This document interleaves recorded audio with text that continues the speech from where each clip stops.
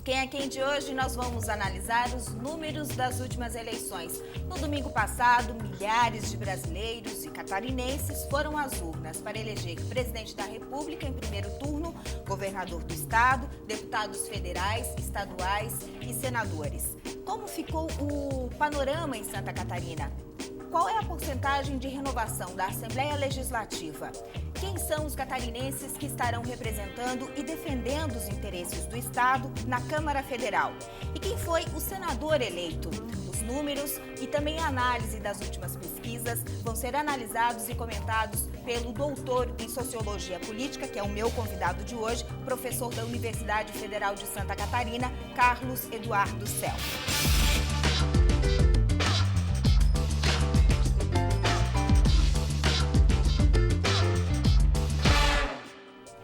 Professor, bom dia, um prazer recebê-lo aqui na Band. Prazer é todo meu. Primeiro, uma análise, dos números gerais das eleições de domingo passado aqui em Santa Catarina. Foram quase 5 milhões de catarinenses que foram às urnas. E o TRE divulgou durante a semana aí um índice de abstenção histórico. Destes quase cerca de 5 milhões de eleitores, 16% deste número deixou de ir às urnas, não é? Que levou um número de abstenção aí, uma porcentagem que o TRE chama de histórica. O senhor vê como negativo esse índice de 16% de abstenção de pessoas que deixaram de ir votar no último dia 5, professor? Elaine, primeiro um comentário. Eu acho que se a gente comparar essa eleição no estado de Santa Catarina com as outras, as outras disputas para governador, talvez tenha sido uma das mais frias, uma das mais desinteressantes, uma das menos acirradas. Nós já tivemos disputas para governador em Santa Catarina que foram resolvidas na última hora. Talvez esse fator explique um pouco. Houve um enorme desinteresse do eleitorado, até porque já existia uma expectativa de vitória do atual governador ainda no primeiro turno. No entanto, eu acho que esses dados apresentados pelo TRE, 16,41%, eles estão superestimados. Eu acho que o número de pessoas que não compareceram às urnas é menor, porque o TRE em Santa Catarina e o Tribunal Superior Eleitoral no Brasil precisam urgentemente fazer um recadastramento eleitoral, porque esses registros estão defasados. Então, acho que nós não devemos nos assustar com esses números, imaginando que a população está desinteressada das eleições, da democracia ou algo do gênero. O que me chama a atenção, e acho que isso nós deveríamos privilegiar mais, é o desinteresse pelo voto em senador. Vejam que votos em branco para presidente da República em Santa Catarina ficaram em torno de 3%. Agora, senador, 12%. Foi o maior índice. Foi o maior índice. Para presidente e maior para senador. Então, são muitos votos que as pessoas precisam dar. Elas privilegiam muito o voto no executivo, no presidente e no governador, mas tem um desinteresse maior para deputado federal, deputado estadual e particularmente para senador. Essa questão nós deveríamos discutir melhor. Recuperando ali a questão de recadastramento do TRE, de que forma esse recadastramento poderia mudar estes números? Por exemplo, nós teríamos aí entre esses 16% pessoas já falecidas? Esse tipo de coisa, pessoas que mudaram, mas que na verdade não mudaram seu domicílio eleitoral. O TSE e o TRE precisam chamar essas pessoas para verificar quais desses registros são válidos ou não. Eu aposto que esse número é relativamente menor. A que o senhor atribui a falta de interesse do eleitor? Aí nessa questão de votos brancos e nulos, 12% maior índice para Senado, 3% é o menor índice de brancos e nulos ali para presidente da República. O que o senhor atribui? É essa campanha fria também, que foi essa última eleição, ou será que o eleitor está cada vez acreditando menos na política, professor? Não, eu não acho que é isso não, Elaine. A gente tem que lembrar que no Brasil o voto é obrigatório, mas tem uma parcela do eleitorado que não se interessa pela política, que não quer dar o seu voto, que se sente obrigado a isso. Então a urna dá para ele essa opção, ele pode votar em branco, mas muitas vezes ele prefere anular o seu voto. Esse também é um fenômeno normal das democracias. O Brasil, nesse sentido, é uma democracia pouco liberal. Países de tradição liberal, você escolhe se quer votar ou não. Como no Brasil as pessoas são constrangidas, de certo modo, a votar, muitos preferem escolher o voto branco e nulo. Em princípio, isso não nos deve assustar. Algumas autoridades, desembargadores, ministros do Tribunal Superior Eleitoral e até juristas na área de direito eleitoral dizem que o brasileiro não está preparado para o voto facultativo. O senhor concorda? Não, eu não concordo, mas é uma opinião muito particular. Eu acho que o Brasil já amadureceu suficientemente, nós já estamos na 7ª eleição presidencial, Não há nenhum risco aparente ou iminente de um retrocesso democrático, de algum tipo de ditadura que possa aparecer. Eu acho que o Brasil já poderia aperfeiçoar o seu sistema de representação política, poderia incorporar melhor os princípios do liberalismo político e ver o voto não só e prioritariamente como um dever, mas também como um direito. É o que as principais democracias maduras do mundo fazem hoje. Eu, particularmente, seria alguém favorável ao voto facultativo, que é mais democrático do meu ponto de vista. Algumas pessoas dizem que as pesquisas erraram, que as últimas pesquisas divulgadas apontavam Raimundo Colombo, governador já no primeiro turno, mas com um percentual maior. Houve uma redução aí nesse percentual, ele ganhou com 51,3%.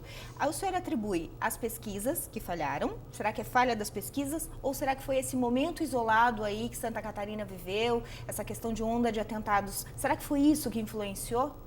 Elaine, eu sou um defensor das pesquisas apesar de tudo, né? Toda eleição sempre tem essa polêmica em torno dos institutos de pesquisa. Por quê? Porque eu acho que a gente faz algumas confusões, né? Institutos de pesquisa, eles não fazem um prognóstico, ou seja, eles não tentam adivinhar o que vai acontecer, eles fazem um diagnóstico. Eles retratam um determinado momento, mas a realidade é dinâmica. E o eleitor, ele também decide o seu voto na última hora. Eu acho que foi mais esse fator que fez com que as pesquisas não retratassem exatamente o que aconteceu. O importante é que a pesquisa mostre a tendência e nesse sentido, as pesquisas não erraram tanto, elas já indicavam a vitória do atual governador no primeiro turno. Foi isso que aconteceu, ele venceu no primeiro turno, ainda que com uma margem pouquinho menor do que o esperado. Os candidatos da oposição no final cresceram um pouco mais, né?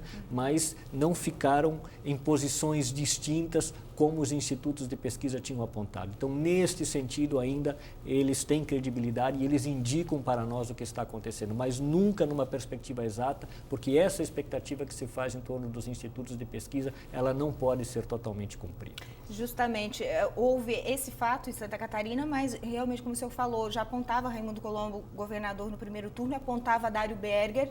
Já na última pesquisa, o Dário Berger já despontava como um possível eleito ali às vésperas da eleição. Eu acho que o número mais distante das pesquisas aí nível Brasil foi a questão da porcentagem da votação da Marina Silva, Com certeza, a eleição presidencial, inclusive as pesquisas de boca de urna erraram, e essas em princípio não deveriam, né? Porque as pessoas estão sendo perguntadas momentos antes de depositar o seu voto na urna. Então isso precisa ser revisto, mas em Santa Catarina eu não apontaria para isso. E um detalhe, é mais fácil você fazer uma pesquisa de intenção de voto para presidente e para governador, onde as pessoas normalmente já têm o seu voto definido.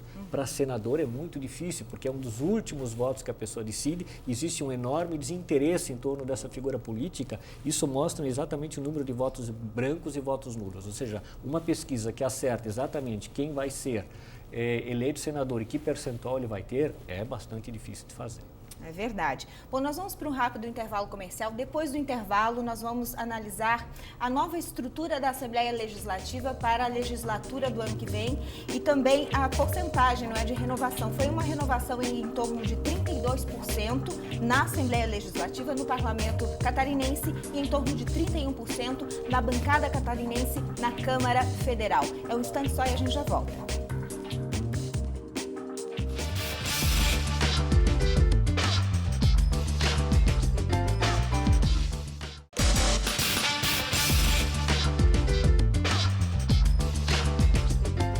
Entrevistado de hoje aqui no Quem é Quem, Carlos Eduardo Cel, professor da Universidade Federal de Santa Catarina, doutor em Sociologia Política e também coordena o Departamento, né, de Sociologia Política da UFSC. Estamos analisando os números da última eleição aqui em Santa Catarina, já falamos dos números gerais, opinião pontual e muito interessante do professor em relação a pesquisas. A gente vai voltar a falar de pesquisas já, mas eu gostaria de entrar no Parlamento Catarinense, que eu penso que até o catarinense, professor, acho que seria interessante a gente começar por aqui.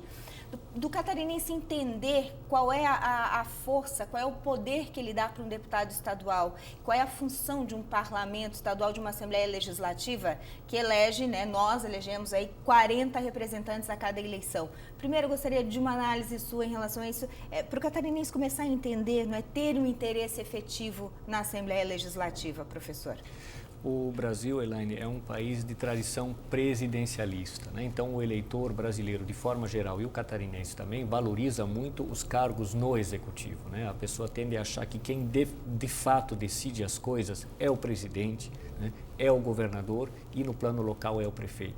E as figuras parlamentares são menos valorizadas. Muitas vezes, o deputado estadual e o deputado federal, ele é visto apenas como uma espécie de embaixador da região para buscar verbas, seja em Florianópolis e seja em Brasília. Então, ainda não há, do meu ponto de vista, uma compreensão adequada do papel do parlamento. Numa democracia, é o parlamento que é o coração das instituições representativas e democráticas, e nesse sentido eu tenho que dizer que nós precisamos avançar muito mais. Bom, são dos parlamentos, esfera do município, do estado e nível Brasil que são criadas as leis que influenciam as nossas vidas, leis que regem o dia a dia dos prefeitos, governadores e presidente da República, né, professor? Sem dúvida nenhuma. E o coração das instituições democráticas é a lei feita por um conjunto de representantes do povo. Então é ali que está a instituição mais importante dos três poderes, ainda que deva existir um equilíbrio entre elas, né? Bom, no Parlamento de Santa Catarina, na Assembleia Legislativa, nós temos, como eu já falei, 40 representantes, 40 deputados. Houve uma renovação de 32%, né, das cadeiras. A gente vai depois comentar as bancadas, mas aqui a gente teve 27 deputados reeleitos e 13 que entram agora para seu primeiro mandato. Seu comentário em relação a essa renovação, o senhor acha válido esse número, professor? Eu queria responder em duas partes, tá? Primeiro, eu realmente queria fazer um pouco uma análise do perfil da Assembleia, tá? E aí falar um pouco também da renovação dessa Assembleia. Eu acho que isso me permite falar da eleição catarinense como um todo, tá? Eu acho que a gente deve dizer, porque os dados mostram isso, né, que o eleitor catarinense ele foi de oposição no plano nacional, né? Ele votou em Aécio Neves e não em Dilma. E, inclusive, Santa Catarina foi destaque porque foi o estado em que, proporcionalmente, Aécio Neves, em todo o Brasil, obteve o maior número de votos, né? Mas o eleitor catarinense ele foi extremamente continuista, para não dizer até conservador, que também seria válido, no plano estadual. Ou seja, ele reconduziu o governador já no primeiro turno e reconduziu a base parlamentar do governador à Assembleia Legislativa do Estado, né? Porque justamente os dois partidos, né, que formam o governo estadual, o PSD e o PMDB, sozinhos fizeram a metade da Assembleia Legislativa do Estado de Santa Catarina, exatamente 20 parlamentares. Então foi uma eleição extremamente continuista. O eleitor catarinense resolveu votar no status quo, deixar a situação exatamente como ela está. Um outro detalhe muito importante que talvez não tenha sido percebido. A Assembleia Legislativa do Estado de Santa Catarina, ela ficou mais fragmentada do ponto de vista partidário. Tá? Isso é um dado extremamente importante. Nós tínhamos antes 9 partidos políticos que compunham a Assembleia Legislativa do Estado no conjunto desses 40 deputados. E agora nós temos 11 partidos políticos, né? Então isso mostra o seguinte: os partidos do governo ficaram com os votos mais concentrados em alguns partidos e os partidos da oposição se fragmentaram um pouco mais, tá? Isso tudo já nos dá uma dimensão de qual seria hoje o perfil político da Assembleia Legislativa do Estado de Santa Catarina. Quanto à renovação, tá? Eu só acho que nós também não podemos ter uma visão ingênua de como acontece o processo político. Não dá para imaginar que a Assembleia Legislativa vai ter uma renovação tão brutal assim, acima de 50%. Por quê? Porque ser deputado estadual já exige uma carreira política consolidada, né? Políticos que estão iniciando as suas carreiras, eles normalmente começam no plano local como candidatos a vereadores. Então, eu acho que, apesar de tudo, essa taxa de renovação, 30%, ela é relativamente boa. Nós não devemos desvalorizá-la tanto. Se a cada eleição nós tivermos uma taxa de renovação de 30%, ao longo do tempo a Assembleia Legislativa ela vai se renovando. Então, isso é um pouco a característica das democracias contemporâneas, das democracias consolidadas. Elas levam a uma certa burocratização e profissionalização da vida política. Isso é inevitável. Agora nós temos que ter, digamos assim, um pouco de oxigênio, um pouco de renovação, e eu acho essa taxa em princípio, aceitável, positivo. Bom, o senhor já falou da fragmentação dos partidos aí, só gostaria de comentar ainda nesse bloco rapidamente aí como que ficam as bancadas para 2015. O PMDB tem 10 cadeiras, vai manter as 10 cadeiras.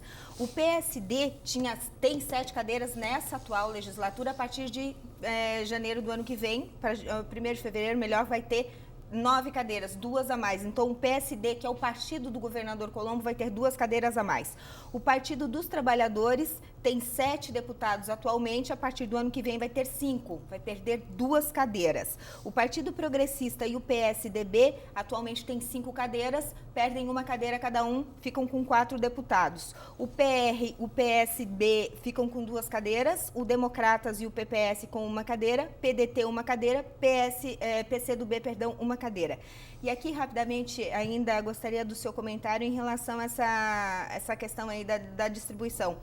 O governador Raimundo Colombo, como o senhor já falou, já sai de largada com 20 cadeiras na Assembleia Legislativa a seu favor. E deve incorporar depois outros parlamentares. Né? Vai incorporar aí outras bancadas que possam ser. O senhor acha que ele vai ter um governo tranquilo na Assembleia Legislativa com essa composição a partir do ano que vem? Não tenho dúvida disso. Né? Ele está numa situação bastante folgada, bastante privilegiada. Ele pode se apresentar como um político que foi reeleito no primeiro turno, ou seja, com um capital político de votos muito forte, e numa situação tranquila na Assembleia Legislativa do Estado.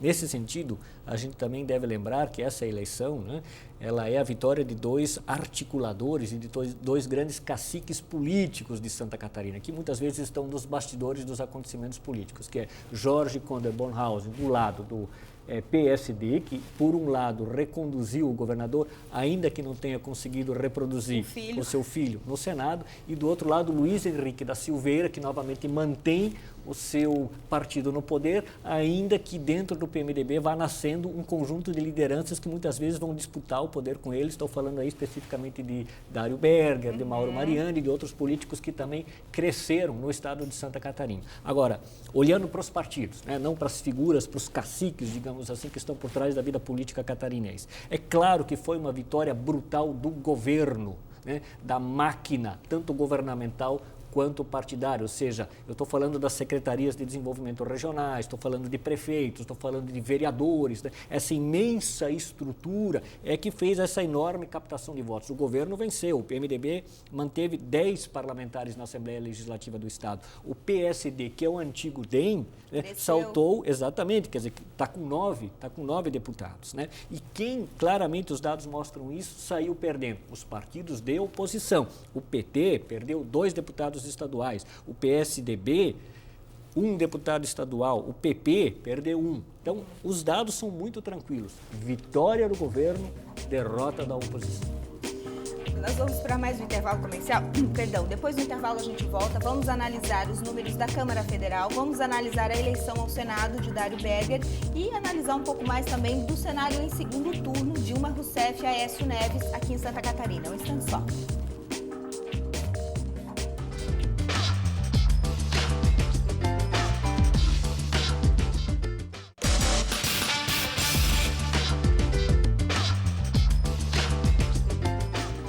Eduardo do Céu, professor da Universidade Federal de Santa Catarina, doutor em Sociologia Política, é o meu entrevistado de hoje aqui no Quem é Quem. Último bloco do programa e muitos números ainda para análises. Professor, vamos direto à bancada catarinense na Câmara Federal. 16 são os nossos representantes, não é? Desses 16, houve uma renovação de 31%. 5 são eleitos para primeiro mandato. Qual é a análise que o senhor faz da Câmara Federal dos representantes de Santa Catarina? Então, o perfil da Câmara dos deputados que compõem a representação de Santa Catarina na Câmara Federal é bastante parecida com a da Assembleia Legislativa. Quer dizer, aí você reproduz a mesma lógica. Os deputados ligados ao atual governo estadual cresceram, obtiveram maior representação. Os partidos ligados à oposição perderam o número anterior de deputados que tinham, e você também tem uma taxa de renovação aí na margem dos 30%. E aí, de novo, quero chamar a atenção, é óbvio que para você se eleger deputado federal, você precisa ter toda uma trajetória, uma carreira política, uma estrutura muito grande, ou seja, candidato a deputado federal não é para iniciante, você precisa de muitíssimos votos, né? Então, considerando esse aspecto, de novo, essa taxa de 30% me parece, em princípio, sadia. Tanto que o Espiridião Amin, que foi o mais votado, 230 milhões praticamente de 229 mil votos. Mil votos. E é importante assinalar o nome dele, porque também ele é uma figura política que volta com força ao cenário de Santa Catarina. Elegeu o filho, João Amin, para deputado estadual. Isso, como também dentro do PT, né, essas duas figuras, Pedro Uxai, da região oeste de Santa Catarina, e Décio Lima, da região do Vale do Itajaí, provavelmente vão emergir como duas lideranças importantes no Partido dos Trabalhadores. Nos partidos é assim, quem sai eleito, quem tem capital político de votos, obviamente ele passa a ter mais força dentro do partido político. Aliás, o oeste de Santa Catarina e o Vale foram as regiões que mais elegeram representantes, tanto para a Assembleia Legislativa quanto para a Câmara Federal. Qual é a análise que o senhor faz? O voto distrital, será que está amadurecendo cada vez mais? Porque a gente percebe bem segmentado, né?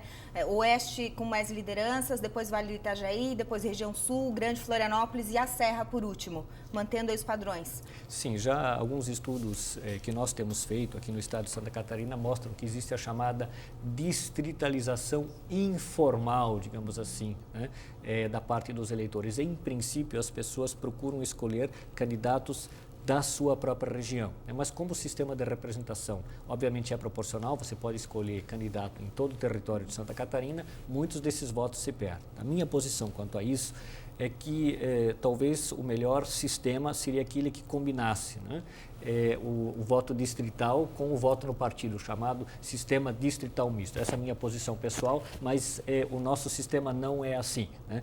O nosso sistema é um sistema proporcional, você vota no candidato, mas na verdade o voto vai para o partido ou a coligação e conforme o número de votos acumulados pelo partido ou a coligação, as cadeiras são preenchidas, né? Então o nosso sistema é esse.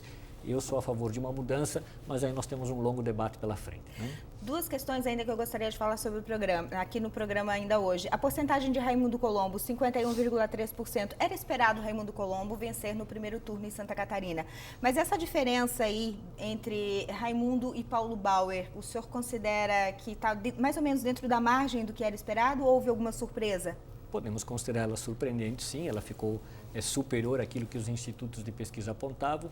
Eu atribuo como hipótese que essa mudança no final da eleição esteja bastante ligada aos fatos da segurança pública no estado de Santa Catarina. Eu acredito que esse possa ser um fator que tenha feito com que alguns tivessem declinado, né, de apostar seu nome em Raimundo Colombo. Aliás, esse fato foi muito explorado nos últimos debates televisivos, né, e que foram bastante vistos pela população catarinense. Foi muito explorado também a questão do apoio de Raimundo Colombo a Dilma Rousseff, que se firma. O Raimundo Colombo esteve, o governador, essa semana em Brasília, reafirmando o apoio a Dilma Rousseff. O Paulo Bauer automaticamente vai apoiar da Palanque para o Aécio Neves em Santa Catarina. Como é que fica essa disputa aqui no estado? Porque o Aécio venceu disparadamente em Santa Catarina Dilma Rousseff. Qual é a análise que o senhor faz? Eu acho que esse cenário vai mudar, sem dúvida. Eu acho que o cenário não vai mudar muito. O Aécio Neves deve continuar mantendo essa liderança em Santa Catarina. Agora, eu quero ver, digamos, qual vai ser a postura do governador Raimundo Colombo, né? Se ele, sentindo um pouco a pressão das bases, ou seja, dos seus correligionários, dos seus partidos e dos eleitores, vai se manter, apesar de tudo, numa situação neutra, né? Ou vai, digamos, apostar em Dilma Rousseff, imaginando que ela vai ser presidente da República, para depois também, digamos, colher dividendos políticos disso, né? Vamos esperar a postura do governador. Estou muito curioso quanto a isso. O grande vencedor dessa eleição, poderíamos dizer que foi o Dário Berger, o nosso representante ao Senado? Qual é a análise que o senhor faz? Eu acho que nós podemos considerar aí de forma mais pulverizada. Né? Quer dizer, numa eleição você tem políticos que saem ganhando e você tem políticos que saem perdendo. Então, acho que não. Raimundo Colombo sai ganhando com uma vitória muito expressiva, mas também o Dário Berger no PMDB, também o Espiridião Amin, também nós temos novas lideranças no Partido dos Trabalhadores. Foi mal votado Gerson Merizzi, então acho que não. Tá? Quer dizer, tem que fazer um cálculo de quem saiu vencendo, quem saiu perdendo, mas isso é muito mais pulverizado. Tá? Eu não colocaria só uma figura como a grande vencedora. Falou-se muito em relação aos possíveis supostos processos aí, alguns já confirmados ou não, que o agora eleito senador Dário Berger responde na justiça e que mesmo assim ele teve uma votação elevada. Qual é a análise que o senhor faz sobre esse ponto específico, professor? Olha, eu apesar de tudo considero a lei da ficha limpa uma grande vitória. Então, eu acho que se a gente fizer uma coleta de dados, vai ver que a maioria dos políticos, né, que estão enquadrados na lei da ficha limpa, eles acabam se saindo mal nas eleições. Agora, nem sempre. Né? E talvez, curiosamente, são políticos que têm muitos processos, né? E o eleitor acaba vendo isso como intriga entre os próprios políticos. Ele acha que, na verdade, isso são acusações que surgem da própria classe política entre si e acaba não associando, digamos, o político aos seus processos.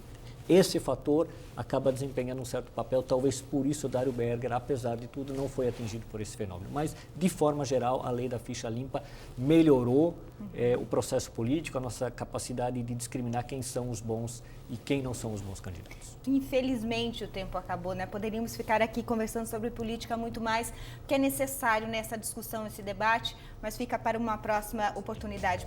Muito obrigada, professor, pela entrevista, pela presença aqui na Band. Eu que agradeço. Obrigado. Obrigada para você que curtiu Quem é Quem em todo o estado de Santa Catarina. Voltamos na semana que vem com mais um programa. Bom final de semana e até lá.